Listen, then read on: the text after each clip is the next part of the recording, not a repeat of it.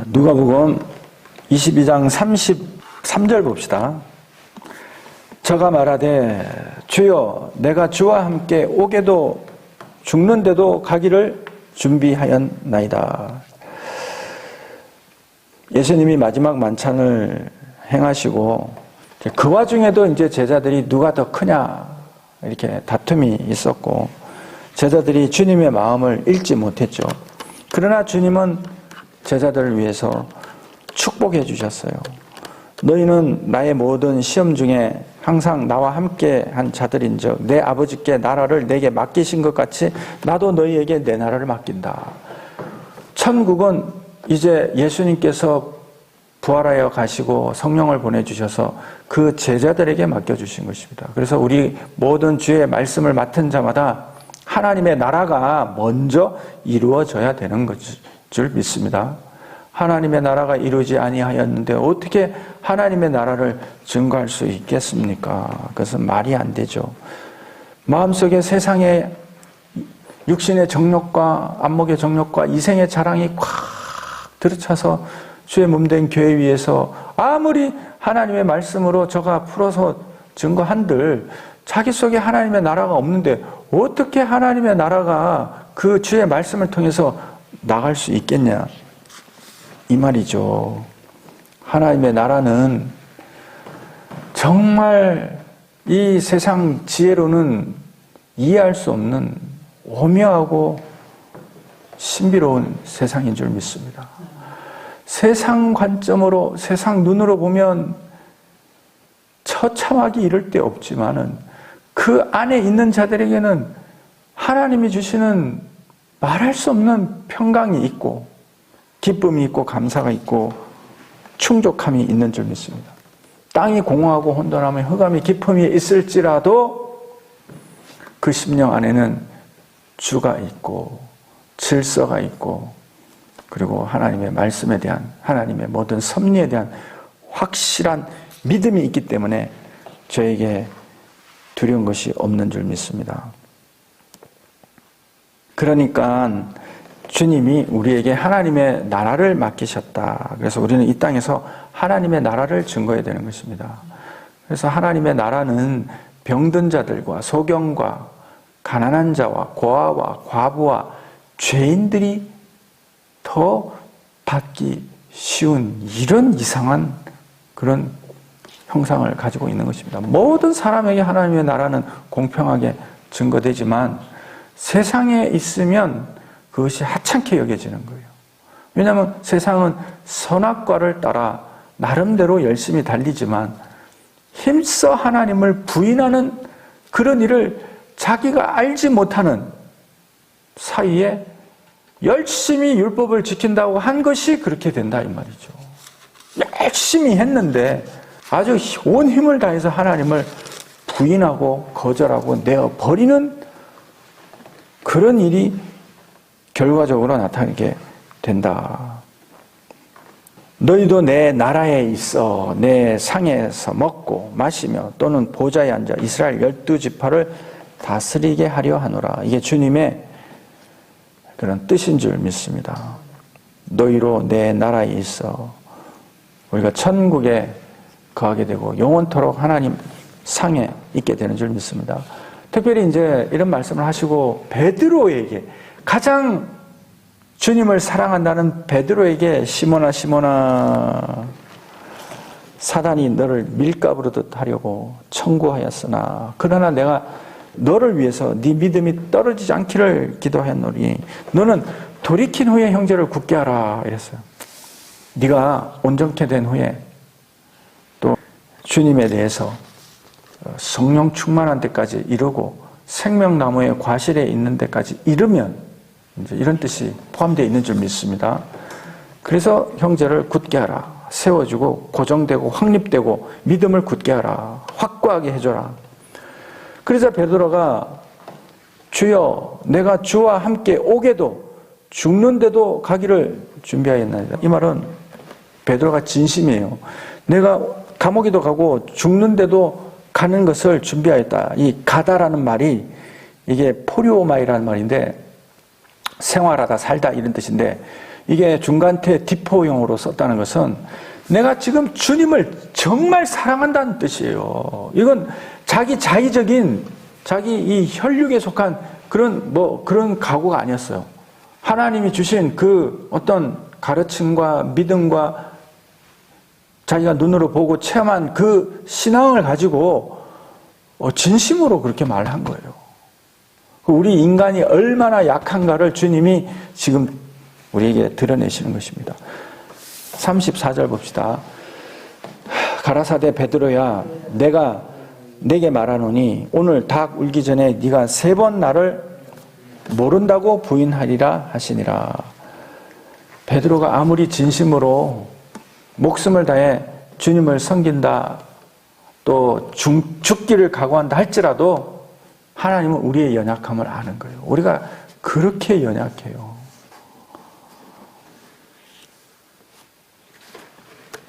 신앙으로 막 고백하고 그렇게 할지라도 막상 이 육신의 죽음이라든지 위협이 임하게 되면 사람이 그렇게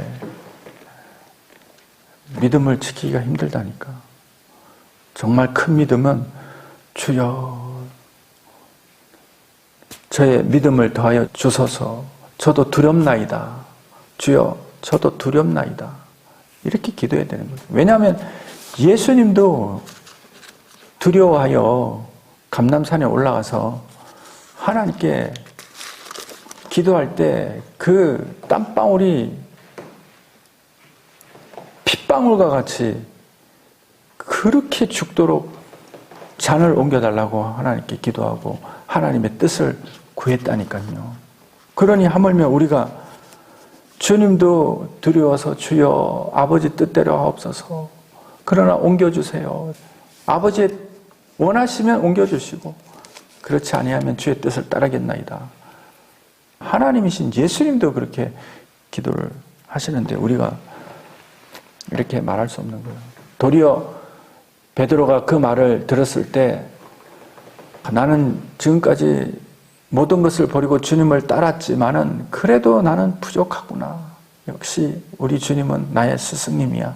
하고 주여 나를 붙잡아 주셔서 내게 힘을 주셔서 저는 부족합니다. 라고 했다면 주님이 네가 하나님 나라에 멀지 않았다든지 아니면 도리어 축복을 해주면서 마음을 굳게 가지라든지 그렇게 했을지도 모르는 것입니다. 그러나 베드로가 내가 옥에도 가고 죽음에도 가기를 준비하였나이다. 이렇게 자기 의지를 말하니 우리의 의지가 이 바람에 날리는 그 한 톨 재만큼 연약하다는 걸 보여주는 거예요. 네가 나를 3번 부인한다. 닭 울기 전에. 이렇게 말씀을 하신 것입니다. 35절 봅시다. 저희에게 이르시되 내가 너희를 전대와 주머니와 신도 없이 보내었을 때에 부족한 것이 있더냐 가로되 없었나이다. 36절 봅시다. 이르시되 이제는 전대 있는 자는 가질 것이요 주머니도 그리하고 검 없는 자는 겉옷을 팔아 살지어다.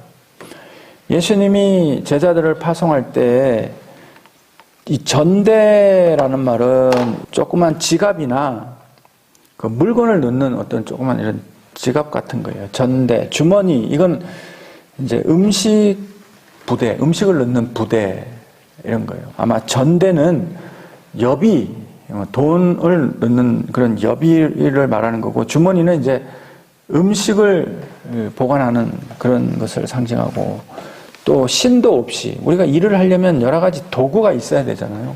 이런 것도 없이 보내었는데 부족한 것이 있더냐 가로되 없었나이다. 주님과 함께 할 때에는 우리가 주님께 다 맡기고 이렇게 살아야 되는 것입니다. 이도희 목사님도 이제 모든 것을 다 맡기고 하나님께 기도한다고 그러더라고요. 그런데도 신기하게 하루하루 신기하대. 그게 바로 이제 하나님과 깊은 교제를 하는 그런 시간들이에요. 그러니 지금 그런 말을 하더라고요. 하나님과 매일 기도하고 교제하니 그런 게 너무 좋다고 그렇게 이야기를 하더라고요. 하나님께서 은혜를 주시는 그런 와중에 있는 것 같아요. 자, 그래서 이제 여비도 있어야 되고 음식도 있어야 되고 또 도구도 있어야 되는데 그런 것이 부족한 것이 없었다. 이르시되 이제는 전대 있는 자는 가질 것이요 주머니도 그리하고 검 없는 자는 겉옷을 팔아 살지니라.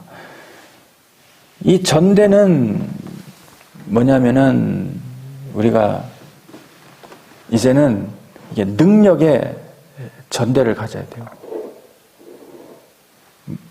능력의 전대. 그리고 말씀의 주머니를 가져야 돼요. 말씀이라는 것은 양식, 우리의 양식은 말씀이에요. 풍성한 말씀의 주머니를 가져야 되고, 검 없는 자는 겉옷을 팔아 살지어다. 이 검이란 말이 이제 그 싸우는 칼과 창을 말하는 그 검인데, 검 없는 자는 겉옷을 팔아 살지어다. 이게 성령의 검을 말하는 것입니다. 은혜의 검, 성령의 검, 말씀의 검. 왜 그러냐? 예수님이 이제는 성령을 보내주실 터인데 지금까지 부족한 게 없었지 않느냐? 내가 있을 때 부족한 것이 없었다. 이제 성령이 오시면 성령의 전대, 성령의 주머니, 성령의 검, 그리고 겉옷. 겉옷이라는 것이 우리의 어떤 직분을 가리키는 율법적인 그런 걸 말해요. 지금이야 뭐 조금 뭐 옷에 대해서, 패션에 대해서 우리가 무덤덤해졌지만 뭐 불과 한 5, 6년 전만 해도 노스페이스, 학생들에게 노스페이스란 그 집안의 어떤 여유의 상징이었잖아요. 율법이란 말이죠. 그런 것들이 다. 그리고 옷이란 것은 갈아입는다 이런 뜻을 가지고 있어요. 갈아입는 것. 자꾸 갈아입는 것. 그런 것들을 팔아서 성령의 검을 사라. 그런 것에 연연하지 말고. 그래서 그런 옷은 우리가 하나님 앞에 죄가 없고 무엄할 때는 다 그런 옷이 없어도 벌거벗었으나 부끄럽지 아니하였지만 그것이 다 우리 죄로 말미암아, 사실 깊이 보면 죄로 말미암아 온 거예요. 주님은 이제 전대 있는 자는 가지고 주머니도 가지고 어쨌든 뭐 세상 물질도 있어야 교회도 세우고 사역도 하고 이러니까 다 성령이 하시는 일인 줄 믿습니다. 전대가 있으면 거기 채우고, 부대가 있으면 거기도 채우고, 할 수만 있으면 채우고, 다 주님을 위해서 잘 쓰고 주의 말씀 따라 성령의 인도하심을 따라 그렇게 써야 될 줄 믿습니다. 37점을 봅시다. 내가 너희에게 말하노니 기록된 바 저는 불법자의 동류로 여김을 받았다 한 말이 내게 이루어져야 하리니 내게 관한 일이 이루어 감이니라. 내게 관한 일이 이루어 간다. 이 말은 이제 예수님이 불법자잖아요. 세상에 불법자가 되는 거예요. 죄가 없는 불법자. 그래서 세상이 죄로 드러나는데 예수님도 불법자요. 예수님의 제자들도 불법자로 드러나야 된대. 우리 이런 말은 좀 영적으로 깊이 묵상할 필요가 있는 것입니다. 누가 이 세상에 지금 예수님이 불법자다, 불의하다, 그리고 고난을 받게 될 것이다. 이게 천국 복음인 것입니다. 지금 이 천국 복음을 듣지 못하면 여러분들은 만몬을 이길 수가 없어요. 제가 이제 이런 말씀을 드리는 이유는 만몬의 문이 너무 활짝 열렸어요. 우리나라에. 지금 우리나라에 만몬의 문이 너무 크게 열려서 아주 위험한 흑암의 세력이 지금 밀려 들어오고 있기 때문인 것입니다. 이사야 53장에 보면은 이 말이 있는데 예수님에 대해서 잘 설명해 있어요.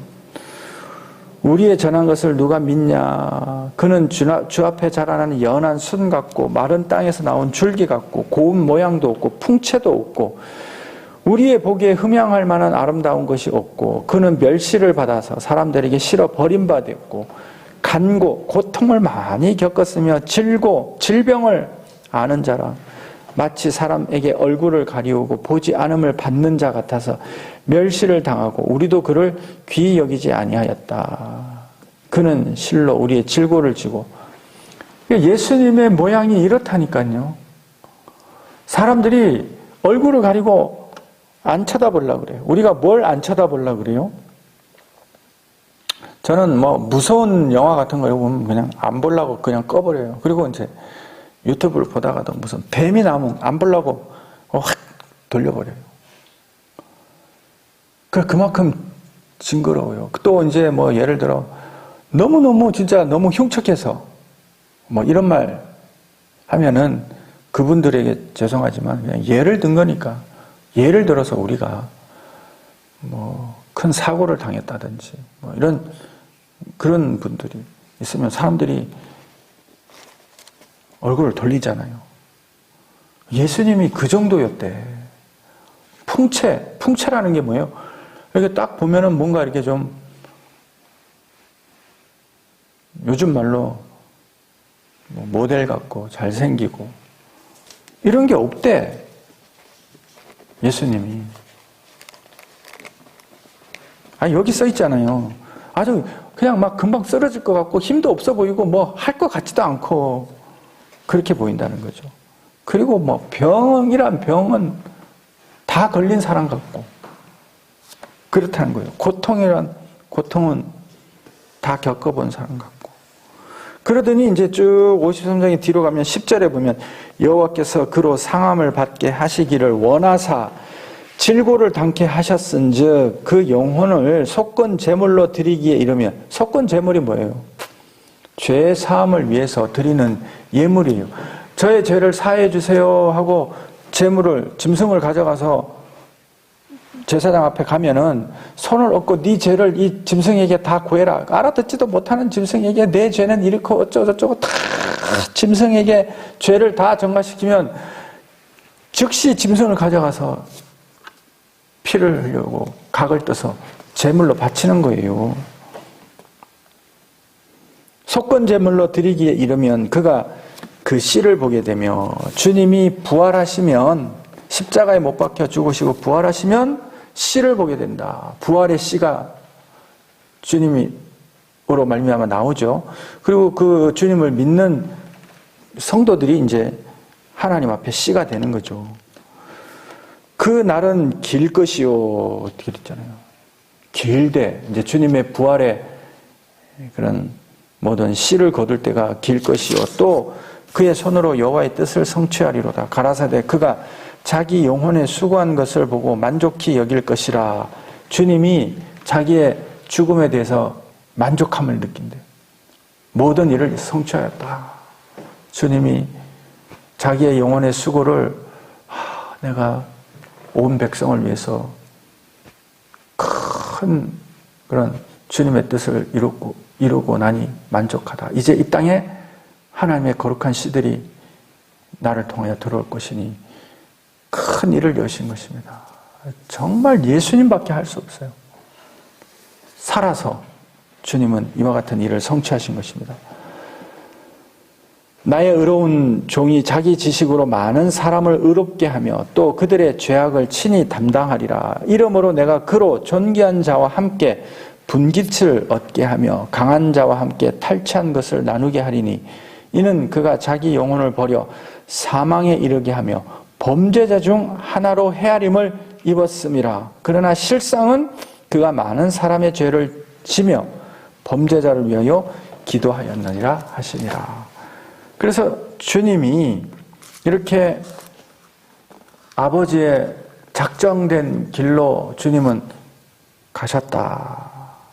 불법자의 동류로 여김을 받았다 한 말이 내게 이루어져야 하리니 내게 관한 일이 이루어져 감이라.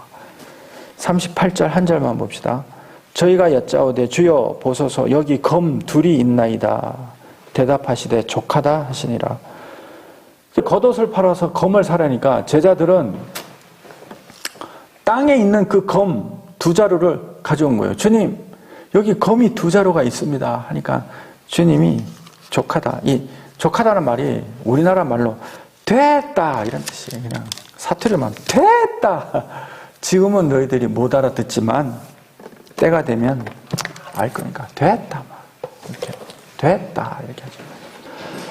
하늘에 계신 우리 아버지여 이름이 거룩히 여김을 받으시오며 나라에 임하옵시며 뜻이 하늘에서 이룬 것 같이 땅에서도 이루어지리이다. 오늘날 우리에게 일용할 양식을 주옵시고 우리가 우리에게 죄 지은 자를 사하여 준 것 같이 우리 죄를 사하여 주옵시고 우리를 시험에 들게 마옵시고 다만 악에서 구하옵소서. 대개 나라와 권세의 영광이 아버지께 영원히 있사옵나이다. 아멘.